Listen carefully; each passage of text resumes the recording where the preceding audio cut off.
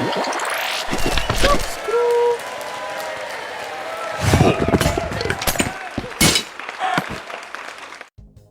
guys, it's Avondale and welcome back to Behind the Walls, where I take you behind the walls of the Noxcrew Game Show. I'd like to remind you, like I do every single time, that if you haven't watched the episode yet, make sure you click on the link up there in the top right hand side of your screen so you go watch it so we don't spoil anything for you. So today I'm going to talk about Bathtime, and my guest today is Noxite. Hey! Avon, I'm over here. Over here. Oh, hey. Hey! What a guy. Got you again, didn't I? Oh, you so got me. Can you believe I invited him back? So I don't know what I was thinking. So I told him I was going to show up on that staircase over there, and I totally sneaked round like a ninja and tricked you. You got me so good. Got you so good. Oh, man. Hi, we're back again for another episode. Yeah, and we are standing on the Noxcrew toothpaste. Yes. If you jump on it, it doesn't squirt any toothpaste out, though. Because that would be inappropriate. So this is the test course for our contestants to learn how to play Bathtime. As you can see, it's a rubber decky. And what is this? Well, I mean, do you want to show Bathtime first? Yeah, we might as well show it. The SS Jokerus. Let's introduce Bathtime first. Okay, great. Let's do it. Come with me. All right. Oh, okay, here we are. So, Bathtime, the original, the classic, from episode 1 of the pilot season. Episode 1. Was this the first game ever built for the Noxcrew Game Show? It was one of the first. I think this was the first one. Could have been. I think so.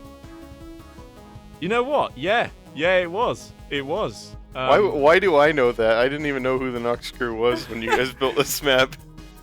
Because maybe I said it before, and then I just forgot. Oh, yeah. You know, maybe because I told them. But go. No, yeah. It is, I definitely think it's not the first kind of, like, concept of a game, but it's, like, it was the first fully built game made. Sure. I just hit my mouse. You're breaking the fourth wall. Oop. Oop. It was the game that started off the entire format, right? Yeah. So because it's one of the simplest games. It kind of, it's that whole idea that there's that team against you. It's a game that requires teamwork, and it's very simple, kind of obstacle jumping and dunking in the water. It's Wipeout, basically. Total Wipeout. Yeah, and it's I'd like to think it's the most classic game of the game show, because just everyone, when I've asked people, they always say that Bathtime is their favorite game, and I think Bathtime's a great example of how a game show game should be made. It does really feel game showy, Yeah, I agree. Game showy. What does that even mean? That's a word that we've never really defined, but I think if we had to sort of talk about what that means in this sense, I mean, you look at it, right? We've put essentially props from a bathroom in a larger scale into an environment where they don't belong. And I think that's a lot of what game show is, right? You think about most of our games, they are putting something from one environment into an environment where it really doesn't belong, and then using that sort of style to make a game out of it. It's very themed. It's very kind of cartoony, even though it's in Minecraft. But you get the point. It's co-op. Sure. Now this is absolutely not the. This is absolutely not what Bathtime looked like originally. Yeah, it definitely got dressed up. Did get a facelift, definitely, and it came out as a fantastic game. What a match this was! Round game, round time. Yeah. I'll tell you, when we record these games, we sit in a separate TeamSpeak channel from the teams, and there's about anywhere between 10 and 15 people in that. We call it the tech channel, depending on the night. And that was the loudest and screamiest the tech channel has ever been during a game. Oh my god! No, 5 it's not seconds. Is this really? It's over. No. Oh my god! Oh my. Oh my god! Oh my god! Oh my god! Oh my god! Oh my god! That is close. Wait. That is the best thing 3 seconds. I've ever fucking seen! I remember me shouting like, "Oh my god! Oh my god!" And everyone's just like screaming.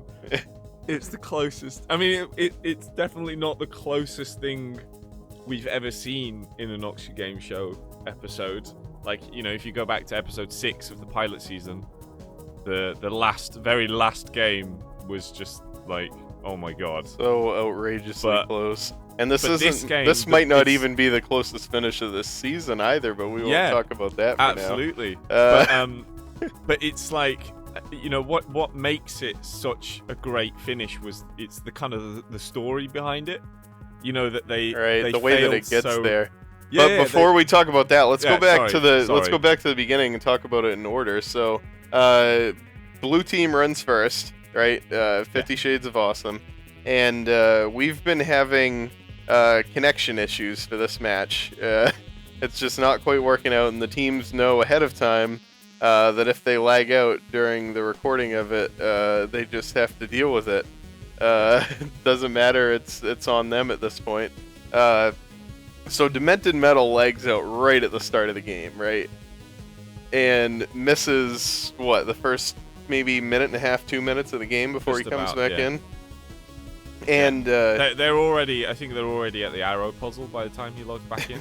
puzzle, the barrage. Arrow. Yeah, let's talk about that for a second. Then I want to talk a little bit about actually shooting here. But so Demented Metal finally manages to reconnect. We get him moved back into the right TeamSpeak channel, and all 3 guys from Tyrants are over here shooting. So Demented Metal can just run the course completely wide open and catch up to get to the arrow part with the rest of his team. But have you ever shot through here? Have you played this game as the shooters before? Yeah, absolutely. Yeah, this is not as easy of a shot as it looks, especially when you're on the connection that we have with the Gameshow server. But as soon as somebody gets to this middle one right here, getting the timing to come off right with the latency to actually hit them and knock them off is not an easy task.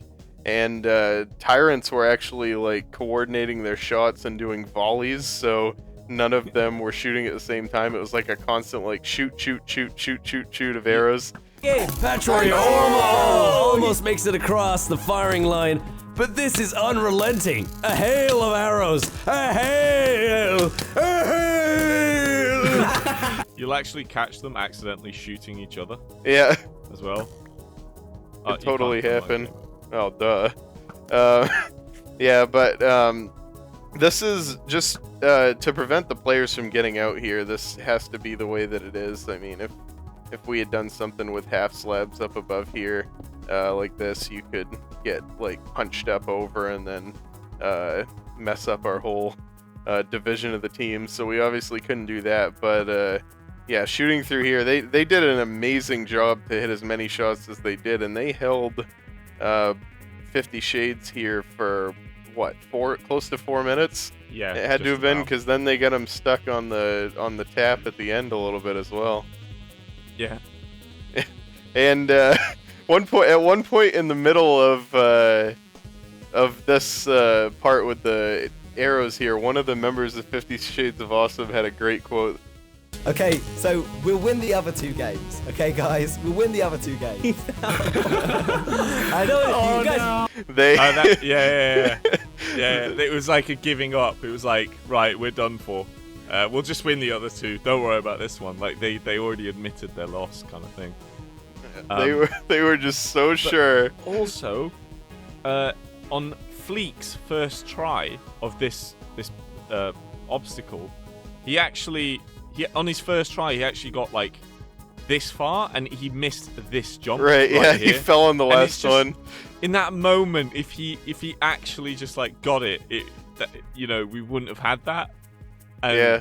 he would have won probably like in so much less time. right? And just to show the viewers how that happens, the sprint jump is on ice, right? And your sort of your reaction when you're jumping on ice is to just jump immediately when you land. And because these jumps are off center here, you have to go to the right and then back to the left. It gives you almost that's exactly what happened to me there. It gives you like 2 extra things to focus on because you have to dodge the arrows and go left and right and wait until the last second. That is not an easy series of jumps to do at top speed when you're under that kind of pressure.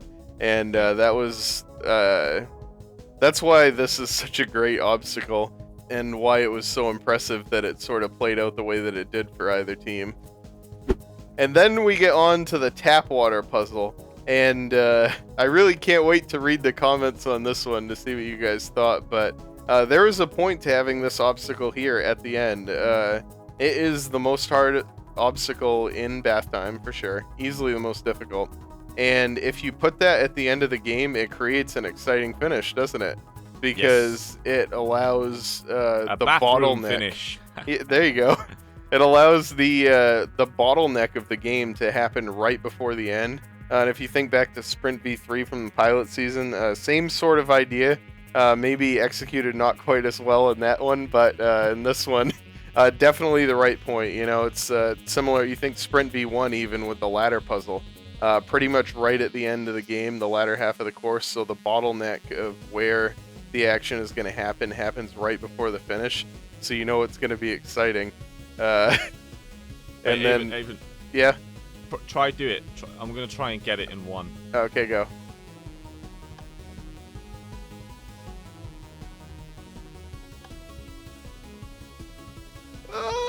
And he still made it.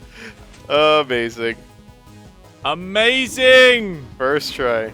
Well, let's just ignore that message in chat. Amazing!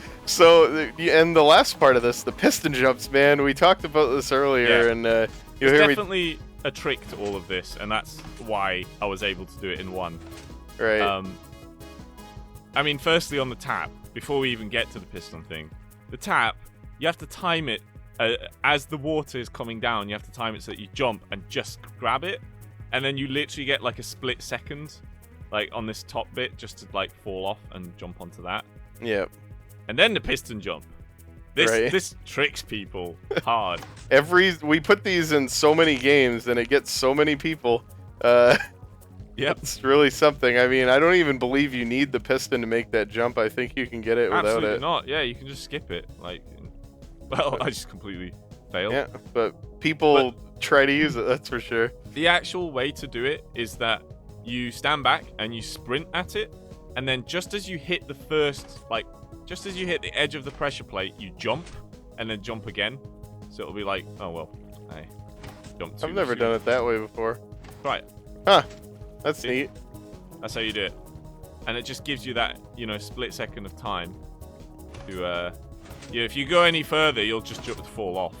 So kids out there, I want you to take a look at how many times we've used these in game show games. And if you're looking to get on the game show for next season, you're looking to practice beforehand, keep that one in mind. Okay, so we've talked about blue team's turn. So now it's yellow team's turn, right? And at this point, blue has pretty much already admitted their defeat. Yellow team probably understands that it's not as easy as they probably think it is, but at the same time, they feel like they've had a pretty good run at it, right? So yellow team comes through. They go a little bit slower than blue team, and they get up to the bow and arrow obstacle. And this is where the story begins. It's just, oh man. They made it through, 2 of them on the first try across made it through, right? Yeah. Just like, poop, poop, poop, poop, no arrows hit, and they're gone.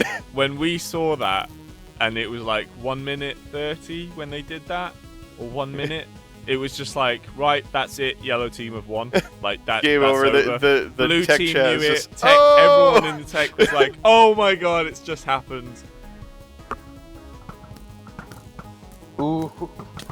Oh, Right. Oh no! They messed up there.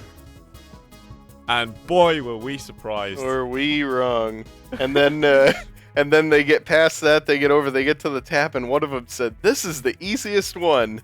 Didn't they? No, he goes, "Don't worry, guys. This is the easiest one. We'll get this, no problem." And then, so the other one said, no, it's pretty hard, but we have 4 minutes. It should be pretty easy. And so they start trying, and they made it over on the first try, didn't they? And jumps up and gets onto the pressure pad piston jump, and beefs it. Yeah, that one messed them so hard. Oh, it got in their minds. I'm telling you. They got up there like at least 5-6 times to try that jump, and all failed.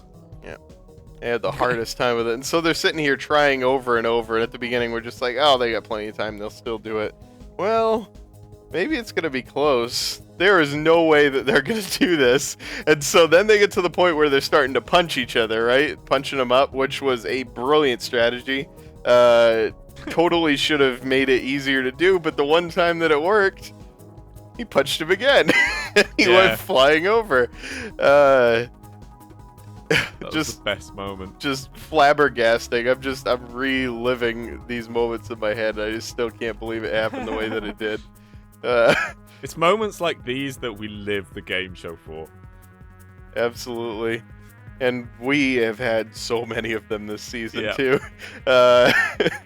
Stay tuned. But yeah, so they finally get over, and they've missed this jump about 10 times, and 6:44 was the time to beat, and he got over here and took this jump at 6:43, made it, and got into the actual flush at the bottom of the toilet at 6:47. I guess there's a good shot to show. There's a tripwire down here. It's a pretty archaic way to detect their finish, but that was what actually trips the stop. So they didn't actually get considered finished until they were gone into there, and that's why the timer ended when it did. Wake up, Nox! Hello. I'm here. Wake up. What's up? Okay, I just wanted to say bye, because I think we're done the episode. Oh, cool. So, alright, well, I hope everyone enjoyed that. Bathtime, classic, one of the audience favorites. That was a classic. These are all classics. Classic. We'll never get rid of it. Never gonna get rid of that game. That'll be around forever. Because it does things like that, and no matter how many times you play it, it is still really difficult to get around that course. So as always, leave us questions and comments about the game in the comment section. We'll be more than happy to answer those for you. And thanks a lot to Noxite for coming on the show again. No problem. Thank you very much for listening. Anytime. So until next time, I've been Avondale. Thanks for watching. I've been Noxite. Thanks for watching. Oh, no, wait, yeah. Oh, thanks so much for showing me all this, Avondale. Oh, I never saw this before. You're welcome, little girl. Oh, you're talking to the audience, aren't you? Yeah. Not me. No, I'm talking to you. Oh, right. I am Noxite. I'll just be Noxite from now. Avondale, I'm stuck. Uh-oh. I'm stuck in the redstone. No, really, I'm stuck. Uh-oh. No, you're not. Oh, thank you. Yeah, there we go.